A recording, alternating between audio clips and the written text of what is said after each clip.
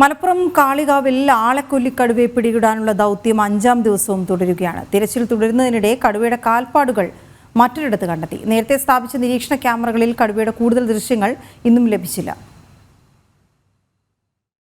ആളക്കൊല്ലി കടുവയെ പിടികൂടാനുള്ള വനംവകുപ്പിന്റെ ശ്രമങ്ങൾ 5ാം ദിവസവും തുടരുകയാണ്.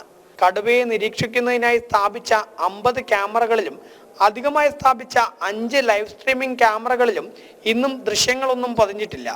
തെരച്ചിൽ നടക്കുന്ന റാവുത്തൻ കാടിൽ നിന്നും 5 കിലോമീറ്റർ അപ്പുറത്ത് മഞ്ഞൾപ്പാറയിൽ കടുവയുടെ കാൽപ്പാടുകൾ നാട്ടുകാർ കണ്ടെത്തി വനംവകുപ്പിനെ വിവരമറിയിച്ചു. കാൽപ്പാടുകൾ നരഭോജി കടുവയുടേതാണെന്ന് വനംവകുപ്പ് സ്ഥിരീകരിച്ചിട്ടുണ്ട്. കൂടാതെ കാൽപ്പാടുകൾ കണ്ട ഭാഗത്ത് ക്യാമറകളും സ്ഥാപിച്ചു. എന്നാൽ കടുവയെ പിടികൂടാൻ വൈകുന്നതിൽ ആശങ്കയുണ്ടെന്ന് കാളികാവ് ഗ്രാമപഞ്ചായത്ത് പ്രസിഡന്റ് പറഞ്ഞു.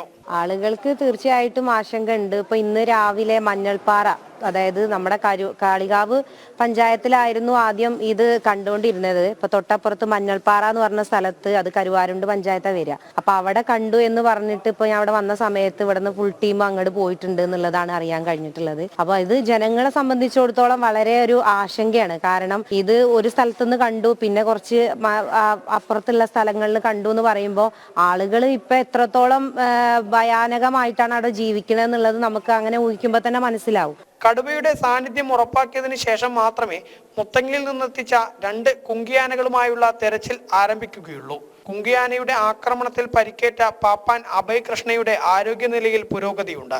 കടുവ ദൗത്യത്തിനിടെ സ്ഥലം മാറ്റിയ നിലമ്പൂർ സൗത്ത് DFO ധനിക് ലാല് സംസ്ഥാന അഡ്മിനിസ്ട്രേറ്റീവ് ട്രൈബ്യൂണലിനെ സമീപിക്കുകയും ചെയ്തിട്ടുണ്ട്.